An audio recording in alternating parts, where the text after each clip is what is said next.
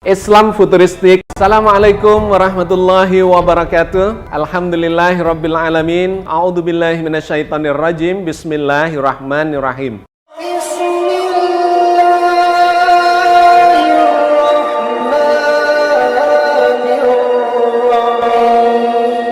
Now IZC, pendidikan vokasi memegang peranan penting bagi pengembangan SDM Indonesia yang terampil di masa yang akan datang. Vokasi kuat menguatkan Indonesia. Pembangunan SDM menjadi kunci Indonesia kita ke depan. Pentingnya vocational training, pentingnya vocational school. Belajar komputer dan media digital. Belajar komputer dan media digital adalah langkah penting di era digital saat ini. Berikut adalah beberapa area utama yang bisa dieksplorasi dalam belajar komputer dan media digital. 1.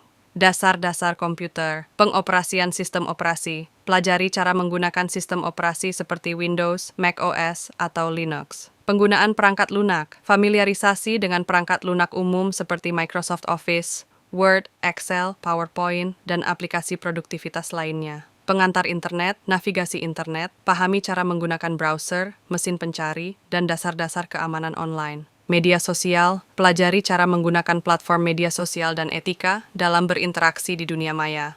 3. Desain grafis dan multimedia. Perangkat lunak desain. Kenali alat seperti Adobe Photoshop, Illustrator, atau alternatif gratis seperti GIMP dan Inkscape. Video editing. Pelajari teknik dasar pengeditan video menggunakan software seperti Adobe Premiere Pro atau DaVinci Resolve. Pemrograman dasar. Bahasa pemrograman. Mulailah dengan bahasa pemrograman yang ramah pemula seperti Python atau JavaScript. Pengembangan web, pelajari HTML, CSS, dan JavaScript untuk membuat website sederhana, media digital dan konten. Pengembangan konten, pelajari cara membuat konten yang menarik untuk blog, media sosial, dan platform lainnya. Strategi pemasaran digital, pahami konsep dasar pemasaran digital, SEO, Search Engine Optimization, dan analisis data. Keamanan siber. Keamanan data, pahami cara melindungi data pribadi dan privasi online. Praktik terbaik, keamanan, pelajari tentang password yang kuat, pengenalan phishing, dan perlindungan dari malware.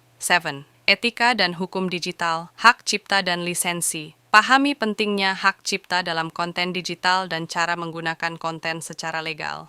Etika online, kenali etika dalam berinteraksi di dunia maya dan dampaknya terhadap individu dan masyarakat. Sumber belajar, kursus online, platform seperti ICC Vokasi, Coursera, edX, Udemy, dan Khan Academy menawarkan kursus yang dapat membantu kamu mempelajari berbagai topik di bidang komputer dan media digital. Tutorial YouTube, banyak kreator di YouTube yang menyediakan tutorial gratis tentang desain grafis, pemrograman, dan media digital. Buku dan e-book, carilah buku yang membahas topik spesifik yang ingin kamu pelajari, baik dalam format cetak maupun digital. Komunitas online. Bergabunglah dengan forum atau grup diskusi di platform seperti Reddit, Stack Overflow, atau grup Facebook untuk bertanya dan berbagi pengetahuan. Praktik dan proyek. Proyek pribadi. Terapkan apa yang telah kamu pelajari dengan membuat proyek kecil seperti website pribadi, poster, atau video pendek. Magang atau volunteering. Coba cari kesempatan magang atau sukarela di organisasi yang membutuhkan keahlian di bidang media digital untuk mendapatkan pengalaman praktis. Tips belajar. Tetapkan tujuan. Tentukan apa yang ingin kamu capai dalam belajar komputer dan media digital. Belajar secara bertahap, jangan terburu-buru. Ambil waktu untuk memahami setiap topik sebelum melanjutkan ke yang berikutnya. Praktek secara teratur. Latihan adalah kunci untuk menguasai keterampilan baru. Usahakan untuk berlatih setiap hari atau setiap minggu. Selalu update. Dunia teknologi dan media digital terus berubah. Pastikan untuk terus belajar dan mengikuti perkembangan terbaru di bidang ini.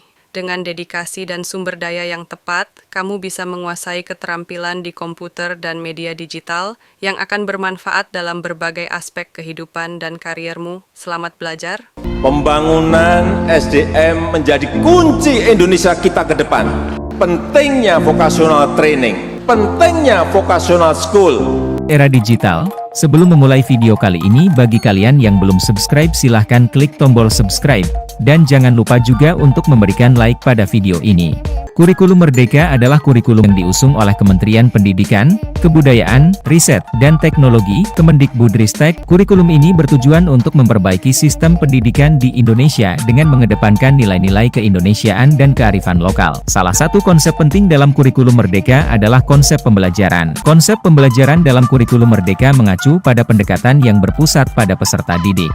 Artinya, peserta didik dijadikan sebagai subjek utama dalam proses pembelajaran. Peserta didik tidak hanya diberikan pengetahuan dan keterampilan, tetapi juga diberikan ruang untuk mengembangkan kemampuan diri dan kreativitasnya. Konsep pembelajaran kurikulum Merdeka ini bertujuan untuk menghasilkan generasi yang lebih mandiri, kreatif, dan inovatif. Beberapa prinsip dalam konsep pembelajaran kurikulum Merdeka antara lain. 1. Pendidikan berpusat pada peserta didik. Pendidikan bukan hanya tentang guru yang memberikan pengetahuan, tetapi juga tentang peserta didik yang belajar untuk mengembangkan diri. Guru dijadikan sebagai fasilitator untuk membantu peserta didik dalam mengembangkan potensi diri. 2. Pengalaman belajar yang menyenangkan. Pembelajaran yang menyenangkan dapat meningkatkan minat dan motivasi peserta didik dalam belajar. Oleh karena itu, pembelajaran tidak hanya dilakukan di dalam kelas, tetapi juga di luar kelas dengan melibatkan kegiatan yang menarik dan bermanfaat. 3. Mengembangkan kreativitas dan inovasi. Peserta didik didorong untuk berpikir kreatif dan inovatif dalam menyelesaikan masalah. Pembelajaran dilakukan dengan cara yang interaktif, sehingga peserta didik dapat mengembangkan kemampuan berpikir kritis dan kemampuan bekerja sama. 4. Pembelajaran yang kontekstual. Pembelajaran disesuaikan dengan konteks kehidupan peserta didik. Kurikulum Merdeka mengutamakan pembelajaran yang berbasis pada pengalaman dan kearifan lokal. Peserta didik akan belajar tentang nilai-nilai lokal dan mengaplikasikannya dalam kehidupan sehari-hari. 5. Pembelajaran yang inklusif. Pembelajaran tidak hanya dilakukan untuk peserta didik yang memiliki kemampuan akademik yang tinggi, tetapi juga untuk peserta didik yang memiliki kemampuan yang berbeda-beda.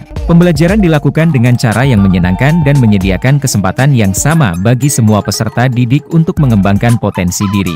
Dengan konsep pembelajaran yang berpusat pada peserta didik, kurikulum Merdeka diharapkan dapat menghasilkan generasi yang lebih berkualitas dan mampu menghadapi tantangan di masa depan. Pembelajaran yang menyenangkan, kreatif, dan inovatif akan membuat peserta didik lebih tertarik dalam belajar dan mengembangkan diri. Di dunia kerja dikenal piramida dunia kerja. Mulai dari bawah, semakin ke bawah, semakin banyak dibutuhkan lulusannya. Dan semakin ke atas, lulusannya makin sedikit dibutuhkan di dunia kerja. Dan ini adalah proporsional. Kita bisa lihat, di 1 dan di 2 dibutuhkan paling banyak. Kita butuh tenaga kerja level praktis di bawah itu banyak sekali. Contohnya, teknisi mobil atau montir. Tenaga ahli atau mungkin dikenal sebagai tukang bangunan, tetapi yang profesional. Chef, dan sebagainya. Indonesia membutuhkan banyak sekali tenaga kerja seperti ini. Dan mereka harus dihargai karena kompetensinya, bukan karena gelar atau mungkin ijazahnya. Ini yang menjadi jebakan kita selama ini. Indonesia nggak pernah maju karena orang sekolah itu mencari gelar, tapi bukan mencari kompetensi. Dan yang dibutuhkan di dunia kerja itu kompetensinya. Kompetensi itu adalah aku bisa apa, bukan aku sudah belajar apa. Nah, kali ini kami akan berbagi untuk teman-teman, terutama untuk teman-teman yang baru lulus SMA ataupun SMK dan akan melanjutkan ke perguruan tinggi. Yuk terlebih dahulu kenali apa sih perbedaan antara pendidikan akademik, pendidikan vokasi, dan pendidikan profesi. Untuk pendidikan akademik, yang pertama ya, bahwa pendidikan akademik itu merupakan sistem pendidikan yang mengarah pada penguasaan dan pengembangan disiplin ilmu pengetahuan, teknologi, dan seni tertentu.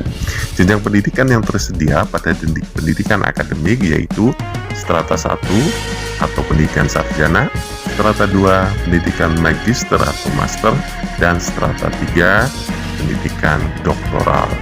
Contoh gelar akademiknya yang akan didapat ketika sudah melalui pendidikan ini antara lain SE misalkan sarjana ekonomi, SPD sarjana pendidikan, SSI sarjana sains, MPD magister pendidikan, dan sebagainya. Nah, yang kedua tentang pendidikan vokasi. Apa sih pendidikan vokasi itu? Pendidikan vokasi adalah pendidikan yang mengutamakan kepada penguasaan keahlian terapan tertentu. pendidikan terapan yang akan didapatkan akan lebih banyak kepada praktik dibandingkan teori. Pendidikan vokasi mencakup program pendidikan Diploma 1, Diploma 2, Diploma 3, dan Diploma 4. Contoh gelarnya yang akan diperoleh melalui pendidikan ini antara lain ahli madya keperawatan, ahli madya kebidanan, dan sebagainya. Nah, yang terakhir, yang ketiga adalah pendidikan profesi. Pendidikan profesi itu merupakan lanjutan dari pendidikan akademik ketika sudah mendapatkan gelar sarjana pada strata 1. Pendidikan profesi dipersiapkan untuk peserta didik agar memiliki pekerjaan dengan persyaratan keahlian khusus dan juga mendapatkan gelar profesi karena keahliannya tertentu. Gelar profesi yang ada di Indonesia misalkan akuntan, konsultan pajak, apoteker, dokter hewan, perawat, psikolog, insinyur, hingga guru, profesi guru ya.